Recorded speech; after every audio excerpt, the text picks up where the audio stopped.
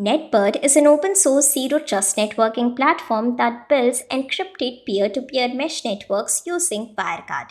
Rather than routing all traffic through a centralized gateway, peers discover each other through the management server and establishes encrypted connections. We are happy to announce that NetBird is now available on Vultr Marketplace, meaning you can get the entire control plane up and running on a single Vultr instance in just a few seconds. Hello everyone, I'm Sanskriti Harmuk, a developer relations at Vultr, and in today's Tech Talk, we will explore how NetBird Marketplace app works, check out a few real-world use cases, and walk through a live demonstration where we will dive mainly into creating group-based access policies and private subnet routing to see how you can go from a fresh deployment to a fully operational zero trust mesh network. So, without any further ado, let's jump right into it. In our previous tech talk on NetBird, we walked through self-hosting the NetBird control plane from scratch. Today, we are looking at how Vultr's NetBird Marketplace application takes the entire setup and delivers it as a pre-configured production-ready deployment on Ubuntu 24.04 LTS instance. The Marketplace application bundles the full NetBird server stack behind traffic, which acts as a reverse proxy handling TLS termination and integrates directly with Let's Encrypt to provision and renew valid TLS certificates. At its core, NetBird is a peer to peer mesh network built on WireGuard encryption, meaning the data flows directly between peers rather than through a centralized gateway. The management server is the brain of the setup. It handles peer registration, identity verification through authentication and setup keys, and distributes access control policies to all connected peers. Under the hood, NetBird operates on zero trust principle. Unlike traditional VPNs where being on the network means you can reach everything, NetBird requires an explicit access control policy for any two peers to communicate. These policies are group based, meaning you define rules at the level of this group of machines can talk to that group rather than managing individual IP addresses or firewall rules. Beyond peer to peer connectivity, the architecture also supports reaching private subnets that aren't part of the mesh at all through network routes, where a connected peer acts as a gateway into that subnet. And for internal hostname resolution, NetBird can route DNS queries for a specific domains to a name server running on a peer, keeping your internal DNS completely off the public internet. Together, these capabilities makes this a full zero trust networking solution rather than just an encrypted tunnel. Let's now take a look at where you would actually use this. One of the most common scenarios is securing access to private VPC subnets. Imagine a developer needs to reach a PostgreSQL database or a Grafana dashboard running on a private Vultr VPC IP. Instead of opening firewall rules or exposing bastion host, you designate a peer as a routing peer, define CIDR range, and allow access only to the appropriate group. Zero trust policies between peer groups let developer peers reach staging environments while explicitly blocking access to production.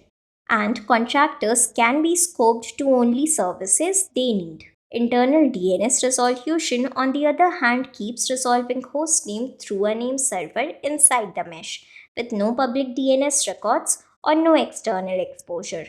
Setup keys handle headless onboarding as well.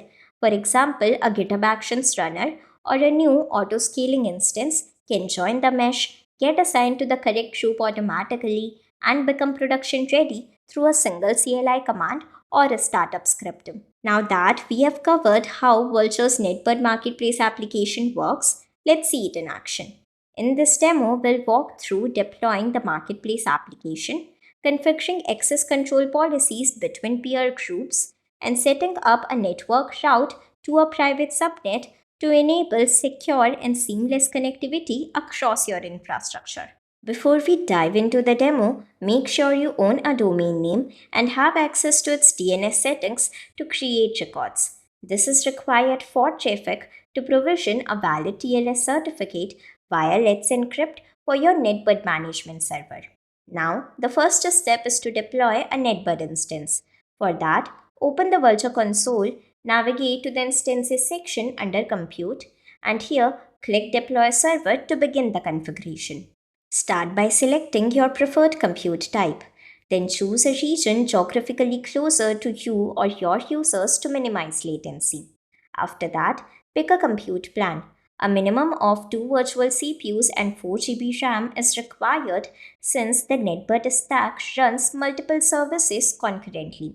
Once the plan is selected, switch to the Configure Software and Deploy Instance section. Here, under the Marketplace Apps tab, search for NetBird Server. Selecting this automatically provisions your instance with the full NetBird Server stack pre-installed along with all required dependencies, eliminating the need for manual setup. In the NB domain field, enter the fully qualified domain where your NetBird management server will be accessible. Optionally, enter your email address in the Acme email field for Let's Encrypt certificate expiry notifications. Next, add an SSH key for secure remote access or apply a firewall group if needed. Further, provide a host name and a label to your instance for easier identification. You may also enable additional features based on your requirements. Once everything is configured, review the deploy summary and hit deploy to start the provisioning process. As soon as the public IP is allocated to the instance, head over to your DNS settings and create an A record pointing your NetBird subdomain to that IP. This step is crucial as Traffic's Let's Encrypt integration performs domain validation check and the provisioning script to wait until the domain resolves correctly before proceeding with TLS certificate generation and service startup. But if you plan to use NetBird's built-in proxy feature, you can create a wildcard CNAME record pointing to your NB domain, allowing subdomain-based peer proxy routing through the management server. Back in the Vultr console, once the instance is up and running, click on it and hit the View Console icon to open a browser-based terminal and watch the provisioning output. Here, wait until the terminal shows NetBird Setup Complete message as this confirms all the services are healthy and the management server is accessible over HTTPS. Back in the instance management page, when you scroll down, you'll see the necessary app instructions that you can refer to throughout managing your NetBird instance. Now let's open our NB domain in a fresh browser tab and create an administrator account. Once the account creation is successful, you can either choose to continue through the wizard or skip directly to the dashboard. This is your central control plane, from where you can manage peers, define access control policies, configure network routes, and set up DNS name servers for internal hosting resolution. Now, the first step is to connect our peers to create a peer-to-peer mesh network. To do that, we'll use setup keys. These are pre-authorized tokens that allow servers to enroll into the NetBird mesh automatically without requiring interactive browser authentication. Navigate to the Setup Keys section and click Create Setup Key. Give this key a descriptive name. Make this key reusable.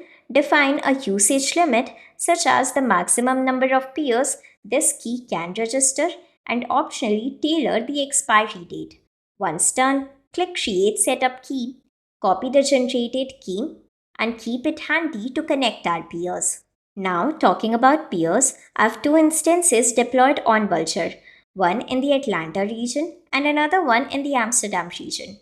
I've already installed the NetBird client on both and registered them using the setup keys we just generated. To understand this workflow better, you can refer to our previous tech talk on NetBird linked in the description below.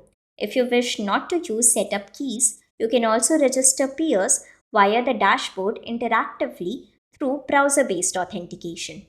As you can see, the connected peers are reflected on the Peers tab. NetBird assigns each peer a unique private IP address from within your account's allocated address block, keeping your mesh addresses completely isolated from other accounts on the same management server. Now let's assign the peers to different groups. Groups are the foundation of NetBird's access control model. Policies are created at the group level and not at the individual IP level, which makes access management scalable and expressive. Go to the Assign Group section, type the group name, and hit Enter to create and assign the group. Once done, click Save Changes. Similarly, assign the Vultr ATL peer to another group. Now let's talk about access control policies. These define which group can communicate with each other. Without an explicit policy, no peer can reach another regardless of whether they are on the same mesh. The default all to all policy provides unrestricted communication between peers, which is a good starting point but is not suitable for production. So let's delete it and verify the connectivity breaks. We'll try pinging Vultr AMS using its NetBird private IP from Vultr ATL. As expected, it returns destination host unreachable. This confirms without an explicit policy, the mesh enforces a default deny stance and no peer can reach another. So let's head back to the NetBird dashboard and create a fresh policy by clicking Add Policy in the Policies section under Access Control. Here under Protocol, you can select TCP, UDP, ICMP, or even NetBird SSH. For demo purposes, we'll stick with all to permit all traffic types. Under Source, we'll select AMS Group as the initiator, and under Destination, we'll go with ATL Group as the receiver. If you had selected TCP or UDP, you could specify allowed port or port ranges here. Keep Enable Policy toggle turned on and click Continue. The next tab is about posture checks. These allow you to restrict access based on specific conditions. For example, NetBird client version, operating system, or geographic location, adding an additional layer of verification beyond group membership. We'll skip this for now by clicking Continue again. Finally, give the policy a name and an optional description. Once done, click Add Policy to create it. Now that the policy is active, let's switch back to the terminal to verify the communication. We'll try pinging Vultr AMS using its NetBird private IP again from Vultr ATL. And there we go. The ICMP packets are now being received, confirming traffic between the two groups is flowing over the encrypted WireGuard tunnel. Now coming to network routes. Network routes allow peers to read subnets that are not part of the NetBird mesh at all, such as a Vultr VPC or an on-premise LAN. In such scenarios, a routing peer acts as a gateway such that it must already be a connected NetBird peer and should have direct network access to the target subnet. To demonstrate this on Vultr, I have deployed another instance in the Atlanta region with no NetBird client installed, and have also created a Vultr VPC network in the same region. Both demo server and Vultr ATL are attached to this VPC, giving Vultr ATL a direct private network access to the demo server. If you would like to understand in depth how Vultr VPC works with or without NAT gateway and how you can attach nodes to it, please refer to our previous set of tech talks linked in the description. For starters, note the VPC address of the demo server, and we will try to ping it from Vultr ATL. As you can see, it works since both are on the same VPC and share direct layer 3 connectivity. Let's also check if we can reach it from Vultr AMS. And we can't, which confirms our setup. Vultr AMS has no direct path to that subnet. So, without a network route, it is completely unreachable. Now let's switch to the NetBird dashboard and click Add Route in the Network Route section. Here we'll proceed with network range as the route type. Alternatively, you can select domains to route traffic for specific domains rather than IP ranges.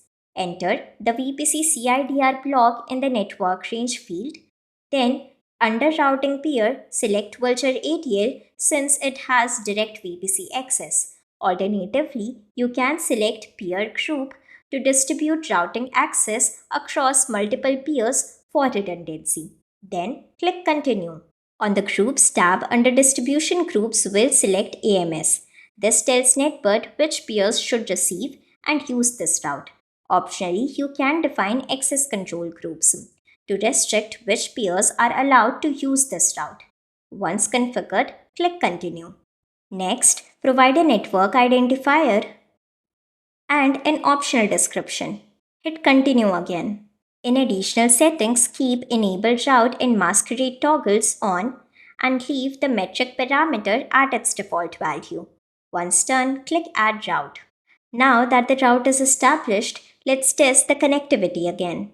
We'll make another attempt to reach the demo server from Vultr AMS. There we go. Traffic is now routed through Vultr ATL into the VPC, and demo server is reachable from a peer that has no direct network path to it. In this way, you can extend your NetBird mesh to cover entire private subnets, giving your peers secure access to infrastructure that isn't and doesn't need to be part of the mesh itself. Additionally, to configure DNS name servers so that peers in your mesh can resolve internal host names through a name server running on a peer without exposing it to the public internet, you can refer to the instructions present in the supporting reference guide linked in the description of this tech talk. To summarize, Vultr's NetBird Marketplace application gives you a production-ready zero-trust mesh network without the overhead of setting up the control plane from scratch. If you're ready to try this yourself, then deploy the NetBird Marketplace application on Vultr today by claiming $250 in free credits on a new Vultr account using the promo link attached in the description below.